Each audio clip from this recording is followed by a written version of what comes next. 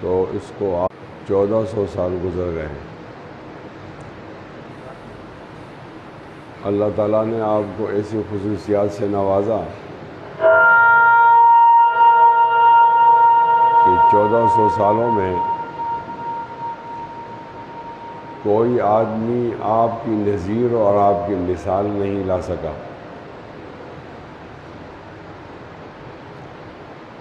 اور نبی علیہ الصلوۃ والسلام اور جناب آدم علیہ السلام کے درمیان جو عرصہ گزرا ہے اس میں بھی کوئی آپ کی نظیر اور آپ کی مثال نہیں لا سکا۔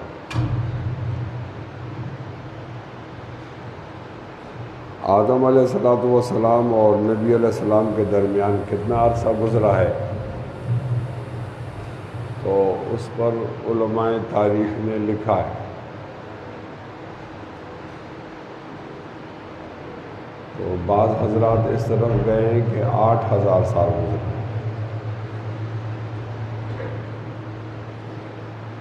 تو ان 8000 سالوں میں نبی علیہ الصلوۃ والسلام کی خصوصیات کے قریب کوئی آدمی نہیں آیا۔ اللہ تعالیٰ نے آپ کو خصوصیات میں جامعیت عطا کی۔ اگر آپ دیکھیں تو وہ اپنی ذات کے اعتبار سے بہت حسب اور نسب کے اعتبار سے بہت زیادہ عالی تھے، لیکن ان میں عاجزی بہت زیادہ تھی۔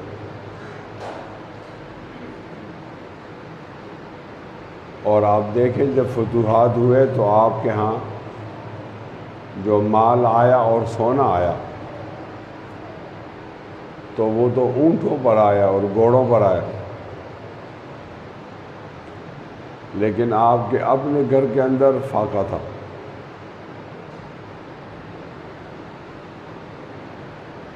اور آپ دیکھیں تو آپ کا نام کتنا مشہور ہے، لیکن جب آپ فوت ہو رہے تھے تو 30 سال جو کے عوض میں آپ کا اسلحہ گروی تھا۔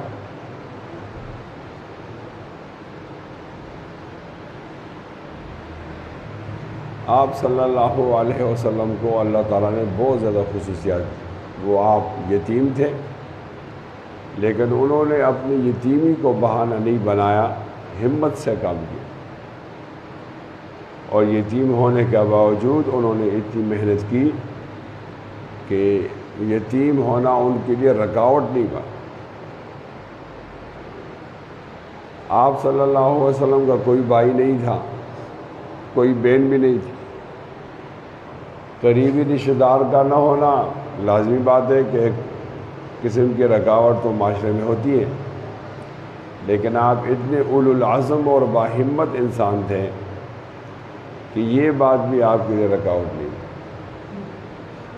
اور جب شروع کے اندر آپ نے تمام قریش کو جمع کیا اور ان سے کہا کہ آپ مسلمان ہو جاؤ، کلمہ پڑھو، تو ان کے سگے چچا ابو لہب نے آپ کی مخالفت کی اور سخت الفاظ کے اندر مذمت کی، لیکن آپ علیہ الصلوۃ والسلام اس مذمت سے پریشان نہیں ہوئے اور آپ نے مسلسل محنت کی۔ ابو لہب نے کہا کہ تبا لک یا محمد لہذا جمعتنا، آپ کے لیے تباہی ہو، آپ نے اس لیے میں جمع کیا، لیکن آپ نے کوئی جواب نہیں دیا۔ امام بخاری رحمۃ اللہ علیہ نے کہ حدیث کی تخریج کی ہے کہ سعد بن عبادہ ایک صحابی ہیں، وہ بیمار ہو گئے، تو بیماری کی حالت میں ان کی عیادت کے لیے آپ صلی اللہ علیہ وسلم تشریف لے گئے۔ تو راستے میں ایک مجلس تھی جس میں مسلمان بھی شامل تھے اور کافر بھی تھے اور منافق بھی تھے۔ تو آپ صلی اللہ علیہ وسلم آئے تو جیسے ہی مجلس کے پاس آئے تو آپ کی اونٹنی کے پاؤں سے کچھ گرد و غبار اٹھا، تو رئیس المنافقین ابھی تک مسلمان نہیں ہوا تھا ظاہراً، عبداللہ بن ابی ابن سلول، تو اس نے ماسک پہنا، سب سے پہلے ماسک اس نے پہنا، کپڑا اپنے ناک پہ رکھا اس طرح، اور کہا کہ اے آنے والے، ہماری مجلس میں دھول اور گرد و غبار نہیں لا۔ آپ علیہ السلام نے اس کی بات سنی، جواب نہیں دیا، اور اتنے میں آپ نے دعوت شروع کی۔ اب مجمع کے اندر ہر قسم کے لوگ موجود، مجمع میں ہر قسم کے لوگ موجود، باقی لوگ تو خاموش ہوئے، لیکن عبداللہ بن ابی نے کہا ٹھیک ہے آپ کا کلام اچھا ہے، لیکن یہ مجمع کے اندر آپ نہ سنایا کریں ہمیں، یہ آپ اپنے گھر میں سنائیں، جو لوگ آپ کے پاس آئیں گے تو ان کو سناؤ، ہمیں مجمع میں جب آپ آتے ہو تو ہمیں تکلیف ہوتی۔ یہ منافق تھا۔ ایک صحابی عبداللہ بن رواحہ بھی موجود تھے، اس نے اونچی آواز میں کہا نہیں اللہ کے رسول آپ آیا کریں اور ہمارے مجمع کے اندر یہ باتیں سنایا کریں۔ آپ صلی اللہ علیہ وسلم سعد بن عبادہ کے بعد تشریف لے گئے تو گلہ کیا کہ آج تو ابن سلول نے بڑی بد اخلاقی کی ہے، میں نے وہاں کلمہ پڑھنے کی بات کی، اس نے مجھے یہ کہا اور یہ کہا۔ تو سعد بن عبادہ اور یہ عبداللہ بن ابی بن سلول یہ دونوں انصار کے ایک قبیلے سے تعلق رکھتے تھے، اس کو خزرج کہتے ہیں۔ تو عبداللہ بن ابی کے بارے میں سعد بن عبادہ نے کہا جی اس کو آپ معاف کر دیں، اس کو آپ معاف کر دیں کہ جنگ بواس ایک جنگ ہوئی ہے نبی علیہ الصلوۃ والسلام کے زمانے سے پہلے، اس میں بہت سارے لوگ مارے گئے، اور یہ لڑائی ہوئی ہے انتقالی اقتدار پر کہ کون ہوگا ہمارا بڑا حکمران، اس پر لڑائی ہوئی۔ تو بہت خون خرابہ ہوا، بہت زیادہ خون خرابہ ہونے کے بعد پھر لوگوں نے طے کیا کہ اب نمبر سے سردار بنے، تو نمبر لگا دیے، پہلے یہ ہوگا، پھر 3 سال، پھر 3 سال یہ ہوگا۔ کہتے ہیں کہ جس سال نبی علیہ الصلوۃ والسلام مکہ سے مدینہ تشریف لائے تو اس وقت یہ عبداللہ بن ابی ابن سلول کا نمبر تھا کہ اس کو سردار بنائے۔ اب نبی علیہ السلام آئے تو پھر سرداری کا سوال ہی پیدا نہیں ہوتا، لوگ نبی علیہ الصلوۃ والسلام کے ساتھ چمٹ گئے، وابستہ ہو گئے، تو اس کی سرداری کی باری خراب ہو گئی۔ چونکہ آپ کے آنے سے اس کی سرداری کی باری خراب ہوئی ہے، اس لیے اگر آپ اس لیے یہ باتیں کرتا ہے آپ اس کو معاف کریں، تو اللہ کے نبی نے کہا کہ میں نے اس کو معاف کر دیا۔ کمال یہ ہے کہ اس طرح اخلاق اللہ تعالیٰ نے نبی علیہ السلام کو دیے۔ تمام حضرات مل کر کہو صلی اللہ علیہ وسلم، اونچی آواز میں صلی اللہ علیہ وسلم۔ میں نے آپ کے سامنے جو قرآن مجید کی آیتیں پڑھی، اس کی پہلے آیت کا ترجمہ ہے کہ آپ کے لیے نبی علیہ السلام کی زندگی میں بہترین نمونہ۔ یہ بہت باریک بات ہے کہ نبی علیہ الصلوۃ والسلام کے علاوہ کسی اور نبی میں آپ کے لیے نمونہ نہیں ہے۔ حالانکہ بعض انبیاء ایسے ہیں کہ وہ نبی علیہ السلام کے دادا لگتے ہیں۔ ایک نبی ہیں اسماعیل علیہ السلام، یہ آپ کے دادا ہیں۔ ابراہیم علیہ السلام، یہ بھی آپ کے دادا لگتے ہیں۔ نوح علیہ السلام بھی آپ کے دادا ہیں، شیس بھی اور ادریس بھی، اور آدم علیہ السلام بھی۔ لیکن یہ بات اتنی محکم اور ضروری ہے کہ اگر کوئی کہ ابراہیم علیہ السلام اور نبی علیہ السلام کا تقابل کرے تو ابراہیم علیہ السلام کی تابعداری میں کامیابی نہیں ہے، کامیابی کہاں ہے؟ نبی کریم صلی اللہ علیہ وسلم کی تابعداری۔ اب آپ علیہ الصلوۃ والسلام کے صحابہ ہیں، ابوبکر ہیں، صدیق ہیں، عمر ہیں، ہماری ان سے بہت زیادہ محبت، علی ہیں، عثمان۔ لیکن جہاں یہ بات آئے گی کہ آپ کی یہ رائے ہے اور نبی علیہ السلام کی یہ رائے ہے تو وہاں صحابہ کی رائے کو نہیں دیکھا جائے گا، وہاں نبی علیہ الصلوۃ والسلام کی رائے کو دیکھا جائے۔ اب ہم ایک معاشرے میں رہتے ہیں تو کسی کو تو فالو کریں گے، ایسا نہیں ہے کہ ہم کسی کو فالو نہ کریں۔ کوئی لوگ فالو کرتے ہیں، یہ فلموں کے ہیرو کو فالو کرتے ہیں، کوئی ہیروئن کو فالو کرتے ہیں، اب وہ جو ہیرو صاحب جس طرح وہ کٹ بناتا ہے تو لڑکی بھی اس طرح بال بناتے. کچھ لوگ سیاسی لیڈروں کو فالو کرتے. 4 سدے کا چپل کوئی لیڈر پہنے پھر سب لوگ 4 سدے کے چپل پہنتے. لوگ فالو تو کرتے ہیں. ان لوگوں کو فالو نہ کیا جائے جن کے پیچھے چلنے میں ناکامی ہے. فالو ان کو کیا جائے جن کے پیچھے چلنے میں کامیابی ہے. وہ صرف جناب نبی کریم بولو صلی اللہ علیہ وسلم کی ذات. میں 1-2 واقعات آپ کے سامنے رکھتا ہوں پھر اپنے موضوع کو ختم کر دیتا ہوں. نبی علیہ السلام بیٹھے ہوئے ہیں, صحابہ بھی بیٹھے ہوئے ہیں چاروں طرف. عمر بھی ہیں, ابوبکر بھی ہیں, تمام صحابہ. تھوڑی دیر کے لیے جناب عمر باہر تشریف لے گئے. یہ بہت غور سے سنو, بہت غور والی بات. تھوڑی دیر کے لیے جناب عمر باہر تشریف لے گئے. اب وہ آ رہے ہیں تو تورات پڑھ رہے ہیں. کتابوں میں اس طرح پڑھ رہا ہے, آتے ہوئے پڑھ رہا, آ رہا پڑھ رہا.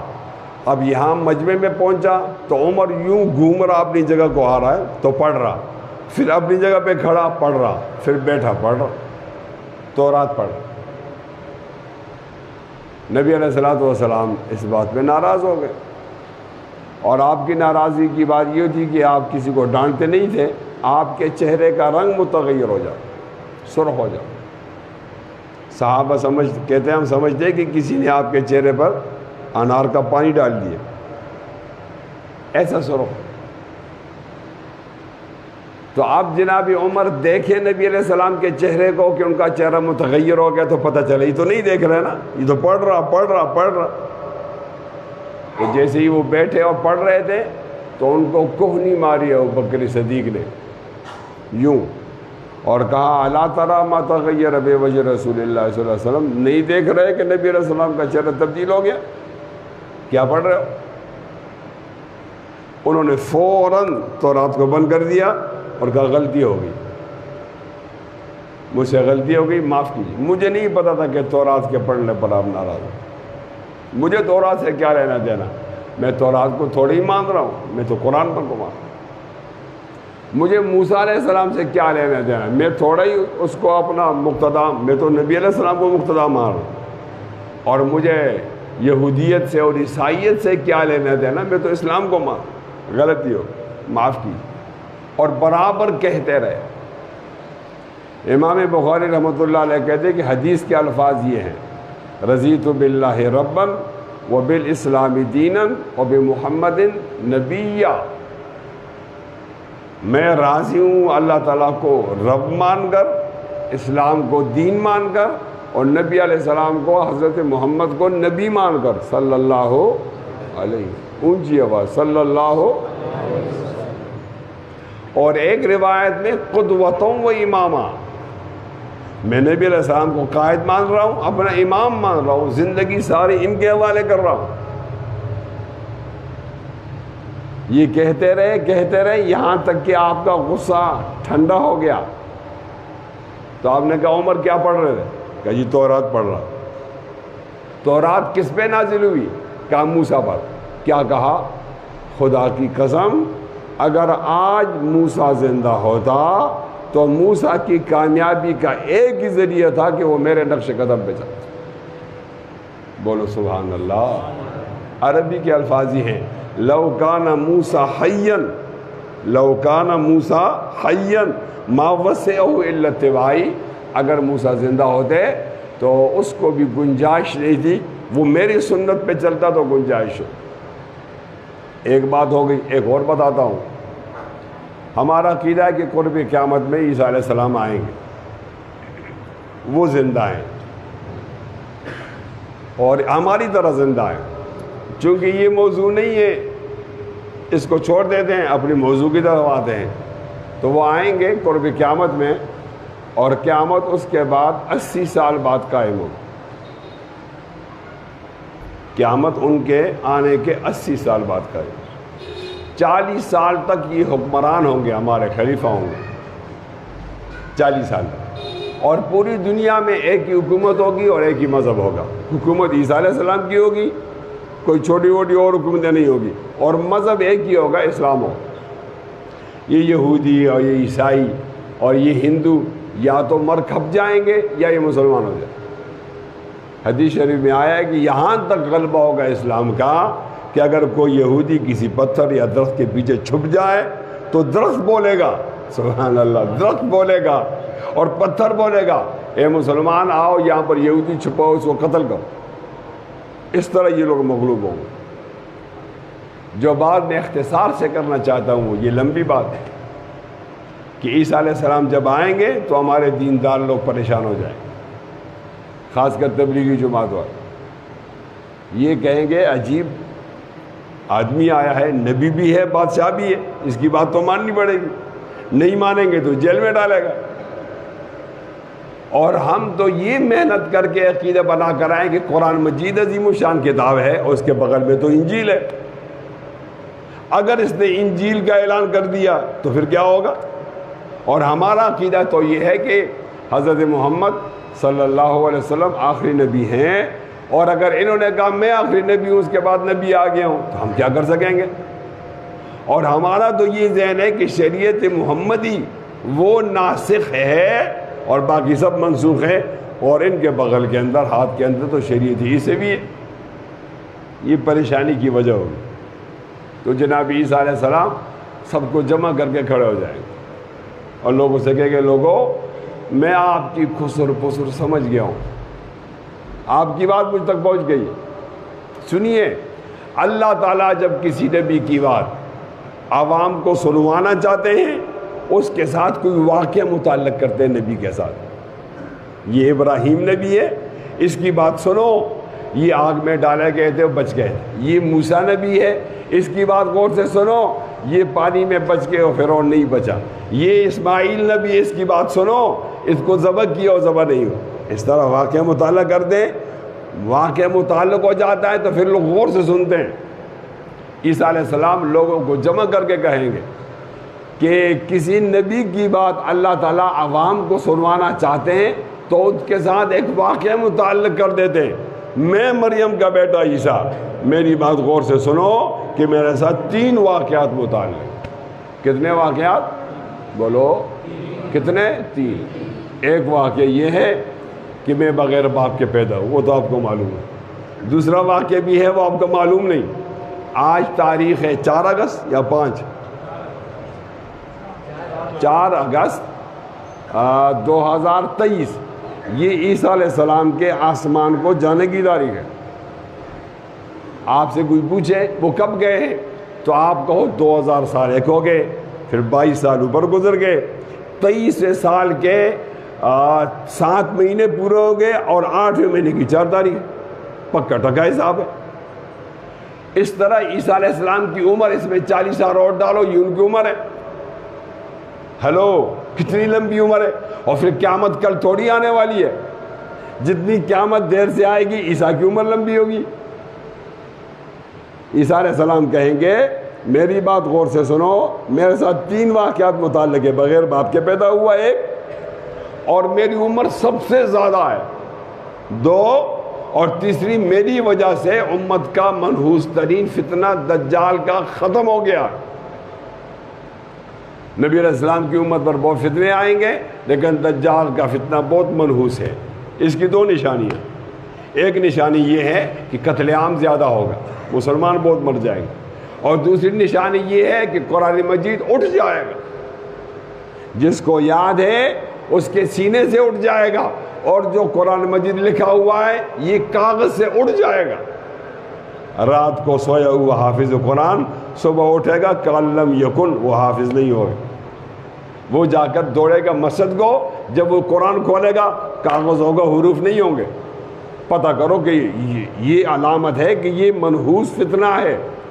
کہا میں عیسیٰ ابن مریم, میرے ساتھ 3 واقعات متعلق ہیں. میری ایک بات بہت غور سے سنو.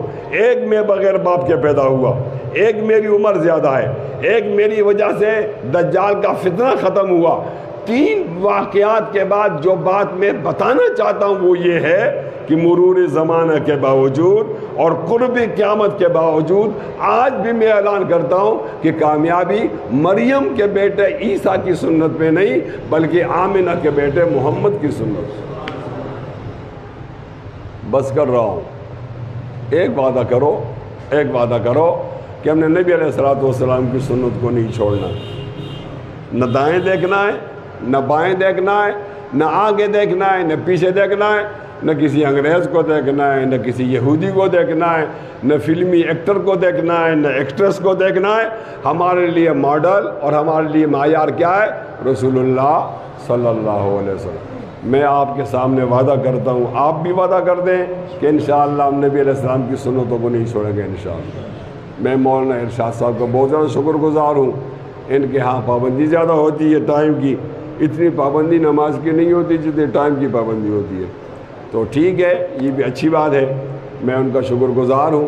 اور آپ حضرات کا بھی حسن سماعت کا. اللہ تعالیٰ ان تمام باتوں پر عمل کرنے کی توفیق نصیب فرمائے. پشتوں میں کہتے ہیں ڈیر بخنو مننا واخر دعوانا الحمدللہ.